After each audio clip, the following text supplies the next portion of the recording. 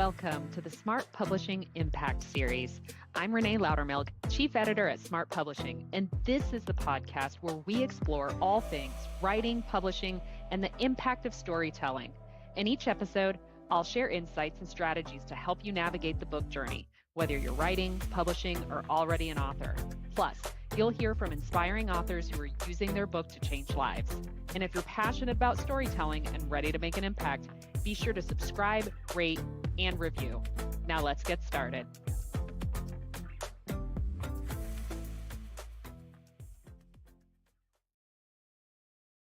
Hello, and welcome to another episode of the Smart Publishing Impact Series with me, Renée Lautermilch, Chief Editor at Smart Publishing and your host. Today's a solo episode, but I do want to have a couple teasers for some upcoming episodes that will have guests pretty soon. In May, I'm going to have one of our authors on, Victor Fernandez. He authored a memoir a little while back called Reclaiming My Authentic Self, and it is a deep dive into how he climbed out of sort of what was expected of him, and really the paradigm that he learned growing up as far as you do everything for your family and you sacrifice your own happiness and your own hopes and dreams. He's built an incredible life with his family, taking them along with him with his fitness business and everything. He's got an incredible fitness story as well. And so the book is really, really powerful in that it challenges all of us to really make sure that we are optimizing this life that we have towards going after our dreams and the things that make us happy, because it's funny, when we do that, our family ends up benefiting as well. I also am going to have my own co-founder of Smart Publishing and husband, Jonathan Lautermilch, on the show real soon too. So we're still talking about that, but really excited about it. So today, again, it's a solo episode, just me. I haven't done an episode on this yet, and I surprised myself this morning when I was going through my list of things that I want to record podcast episodes about, and I saw this on there. I realized, wow, there's so many people out there who really don't understand how Amazon KDP works, and there's a lot of misconceptions out there as well about how Amazon KDP works. And so I should just record an entire episode to educate my listeners about how Amazon KDP works. Because unless you've just been in it, as much as I have, how would you know how it works? So I'm going to go through it top to bottom. And I will start at just the entire concept of getting a book printed. So if you've written a book and you're looking to publish it and you're trying to figure out how to get it out there to the market, there's multiple ways that you can go. Traditionally, before the rise of on-demand printing, which I'll get to in just a second, what you had to do is you had to find one of these printer/distributor organizations that would do your book printing, and then they would also do your warehousing, so they would store it, and they would do the distribution as well. Now, this is why 20 years ago, there were far less self-published authors out there, because the barrier to entry was really high. Because if you went that route, you were looking at thousands of dollars of a setup fee, which just means that they have to do certain specialty things to print your book, especially if you had specialty considerations that you wanted, like you wanted the cover to be fancy leather bound and embossed or whatever it might be. The prices could go everywhere from a few $1,000s to upwards of tens, even hundreds of thousands of dollars when you counted, your setup fee, your inventory fee, your warehousing, your distribution, all of that. So you'd have a setup fee for your specific book because your book is not like anybody else's book. And then you would have a minimum inventory requirement. So they would require you to purchase typically around $5,000 to $10,000 worth of books. And this is still something going on today. And that's why I want to really stress the value of on-demand printing to anybody who's listening to this so that you know that this more antiquated option, it's not your only option. It's a huge startup cost to go this route. And then, of course, you're paying typically a monthly fee. Sometimes they annualize it for them to hold on to your book, unless you ask them to ship it all to your home, and then you've got boxes and boxes of books sitting in your garage that you are then going to the post office or UPS to ship out on your own every single day. Sounds like a nightmare, right? Like who wants to deal with that? So either they do it for you at a cost, or you do it for you at a cost of space and your time, which, your time is probably your most valuable resource. So that's kind of the old school way. But through the years, and more recently in the last 10, 15 years or so, on-demand printing has taken the front seat when it comes to people who are printing, publishing books, and getting books out there. So now you can go to a platform like Amazon KDP, and you will not have a setup cost. You will not have a minimum order requirement, and you won't have to pay any upfront costs.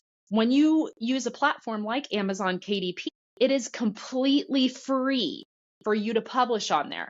You pay nothing to publish on that platform. And the way that they make money is they don't even print the book until somebody orders it.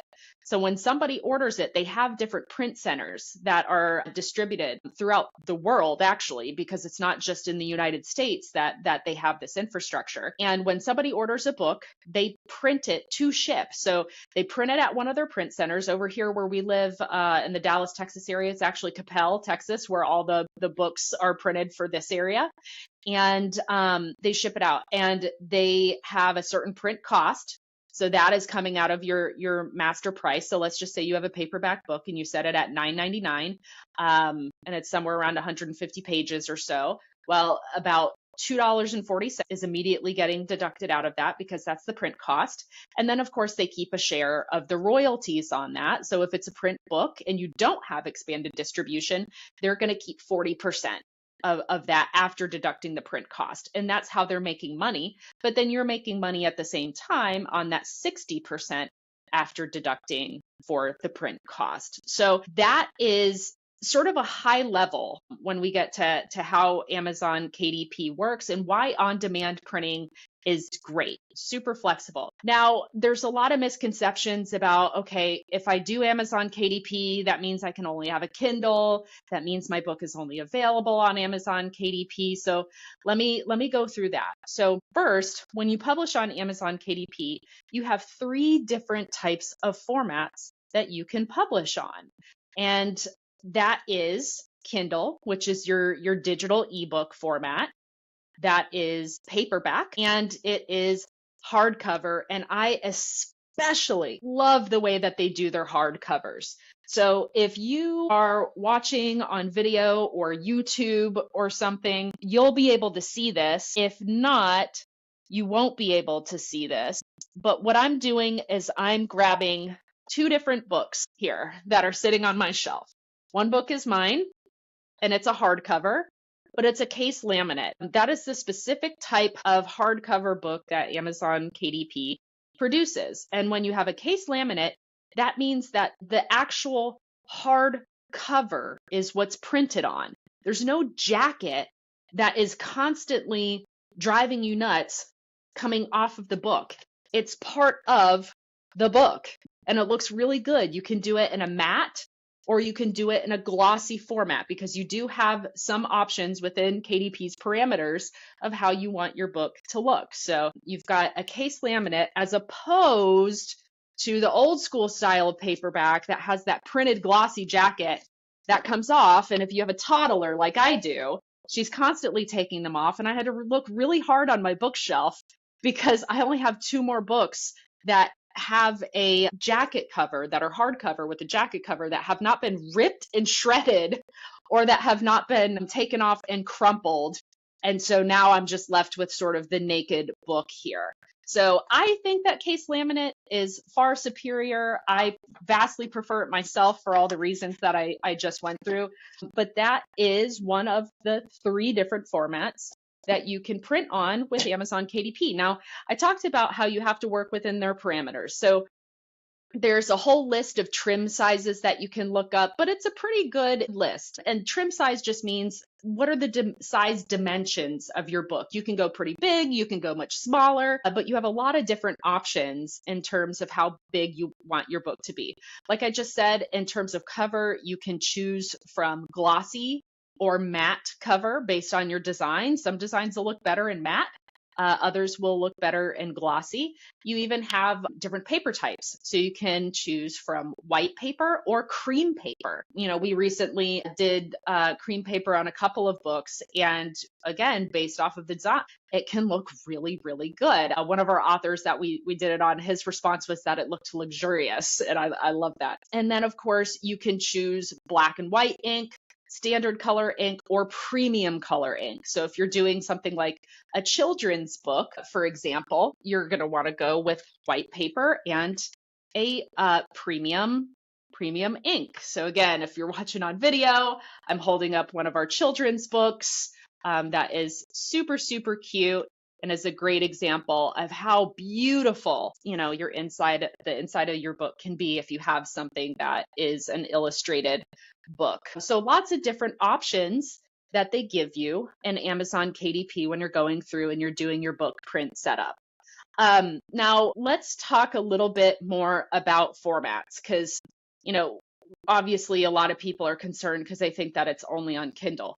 We always do Kindle, because why would you miss out on a share of the market, if it's that easy to just get an ebook or an EPUB file created along with your print file. But if you never know the amount or sort of the percentage of books, if you've never known the percentage of books based on format that people buy, ebook is smaller. And so for those of you who are prioritizing, paperback and hardcover, that's good. But again, there's really important reasons that you don't want to miss out on doing a Kindle copy. So paperback and hardcover, basically print versions of your book, that's going to be responsible for around 84% of your books sold. Will likely be through those formats. And that's from a lot of different international book sales data that shows that roughly about 84% of books sold are sold in a print copy. People still vastly prefer to hold a physical copy of a book in their hands versus an ebook. However, 16% of the market is still really important. And what's really important for us at Smart Publishing when it comes to publishing on Kindle is that's where you get your bestseller ranking. I'm not saying that you can't qualify for bestseller on paperback or hardcover. You can, but it's a totally different ball game. And if you try to release a book and hit bestseller and you don't have Kindle and you're not doing a one-day Kindle only release, you are highly, highly likely to miss out on hitting bestseller. And that is because of how bestseller is calculated. Bestseller is calculated through orders, not sales in Amazon. And so when somebody orders a print copy of your book, it's not immediately counted as an order. It's not counted as an order until it works its way through the queue, prints, and ships, because at that point, you can't cancel the order. You have to wait for it to arrive and then return it. And that's how Amazon looks at an order. Now, the problem with that is, based on where you are in the queue, based on where you are in the United States, based on where you ordered, based on a variety of factors, that means that that purchase may count as an order anywhere from the same day the sale happened all the way up to 5. I've even seen 7 days after the sale happened. The problem is bestseller is calculated on one-day sales. So, ladies and gentlemen, what that means is if you're trying to hit bestseller with just a printed copy of your book, that's not within your control. You may have a bunch of people buy the book all on one day, but those sales may be sprinkled into becoming orders throughout 7 days, reducing the amount of same-day, one-day sales. Kindle, on the other hand, it's digital. It's a digital release. So that means that pretty much moments from the time somebody purchases it, it turns into an order because it's digitally delivered.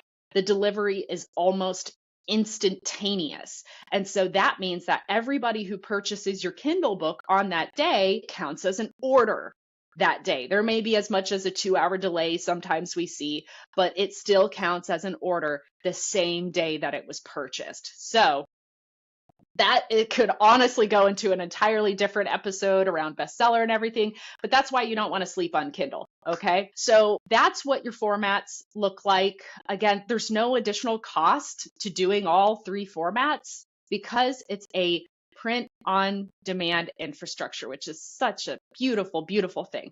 Now, here's another misconception about KDP. KDP, people think, okay, well, now my book is only going to be on Amazon. Not true. So first, it's great that it's on Amazon because over 60% of books sold are sold off of Amazon. And over 80% of books that are sold online are sold on Amazon. So they are a behemoth and by far the largest book retailer in the world. So yes, you want to be on Amazon. If you're not, you are vastly missing out. But you also get the option to do expanded distribution as well, okay? So expanded distribution means that you are put into an ISBN database that bookstores, libraries have access to so that they are able to order inventory of your book, okay? So I'm gonna start to explain a little bit more about that. But first, I just want you to know that Amazon KDP, because I forgot to mention this, they're international as well. So when you're publishing your book on the US market, it's also available in the Japanese market, the Italian market, the Canadian market, the UK market. I could go on and on and on. They have a huge international distribution for books. Going back to expanded distribution. So let's talk about expanded distribution because I feel like there's a lot of authors who get really caught up in expanded distribution and they sometimes index the value of expanded distribution over the value of being on Amazon. And that is misplaced energy, very, very misguided to do that. I think that comes out of just sort of this like romantic idea about being in a physical bookstore or a library. It's kind of something that feeds our egos a little bit, because it's like, oh, wow, look, I've made it. I'm in a Barnes and Noble or I'm in a library and it's really cool, right? It's really, really cool to see that. But there's not a lot of people who are getting books that way. I think Barnes and Noble is somewhere around like 18% of the market share, and that's both online and physical store. Now, when you're looking at physical space in a store or a library, keep in mind, just because you're in expanded distribution, which you can get the same thing through Ingram Spark, Lulu, some of the other on-demand printers, it doesn't mean that they're just stocking everything and anything. They're going on and they're using a lot of data to determine what they stock.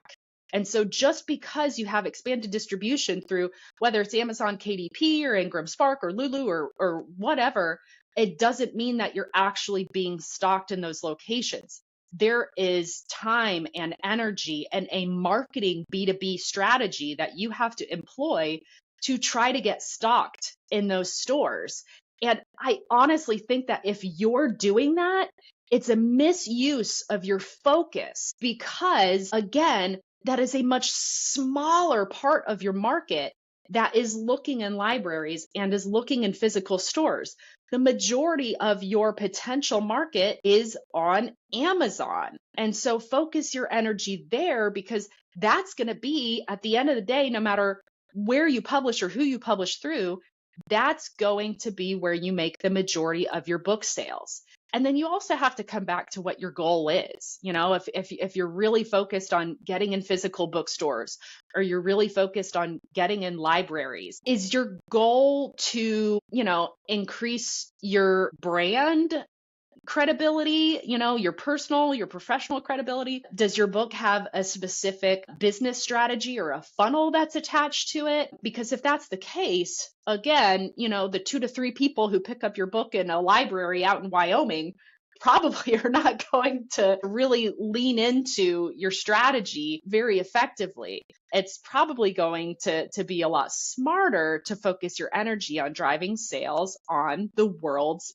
biggest, by far, book retailer. So while it is cool, I wouldn't spend a lot of energy on it because the numbers just show that you're going to get vastly, vastly less readers that way.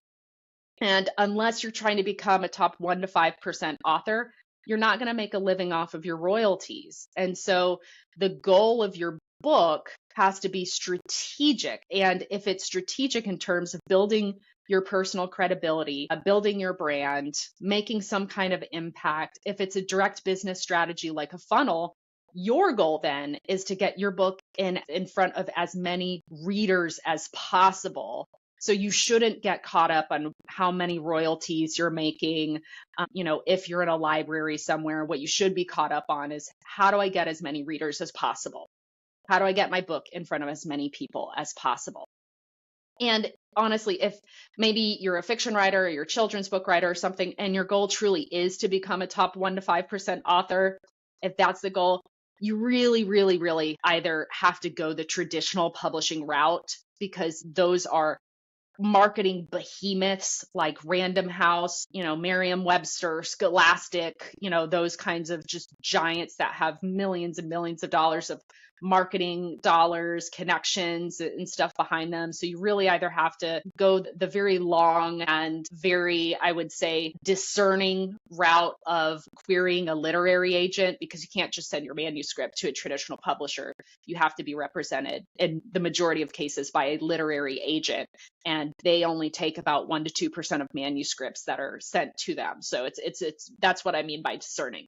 You either have to go that route, or you have to, go viral by some sphere of influence. Either you're really good with metadata and, search and things like that, and your book is just amazing and highly addictive, and somehow it catches fire, within Amazon. Or maybe, there's some publications, or there's a TV show, or a YouTuber, or some kind of sphere of influence that your book gets picked up by and gets talked about on. Those are really going to be the ways to try to get into that very, very, small realm of authors who are making enough money off of their royalties to actually make a living off of it.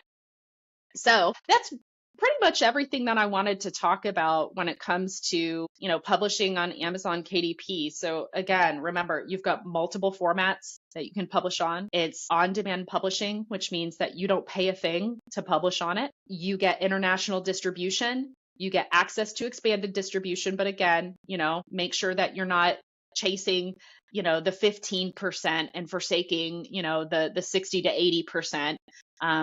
Because it's cool for all of us to have our book in a bookstore or a library, but again, just not the way the majority of people are buying books these days. And then, there's a lot of different options as well within KDP for your book setup when it comes to paper type, ink, trim size, all of those things. And I think the last part I didn't touch on is royalties. So like I've said in previous episodes, the riches ain't in the royalties.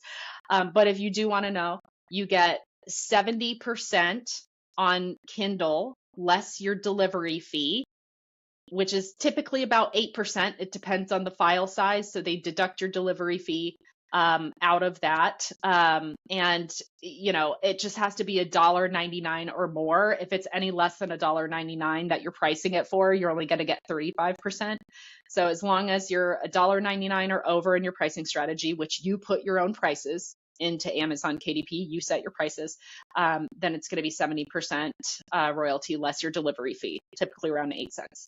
And then if you have print, then you're going to be getting a 60% royalty less your print cost. So let's just say that your paperback book costs $2.50 to print, and you've got it priced at $10. Well, $10 minus $2.50, and then you take 60% of what's left, and that's your earnings.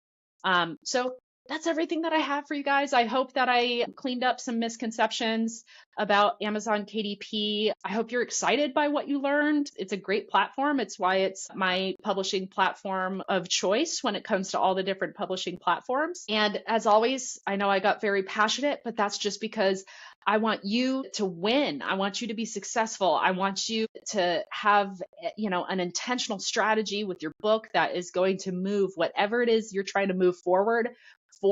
As always, if you are on Facebook, search me, Renee Lautermilch. I'm the only Renee Lautermilch in the world. You're not going to find any other ones. Add me. Please go and find our Smart Publishing page, like and follow our page. If you don't already subscribe to this podcast, definitely hit the subscribe button, review, and as always, keep writing your story because the world needs your voice.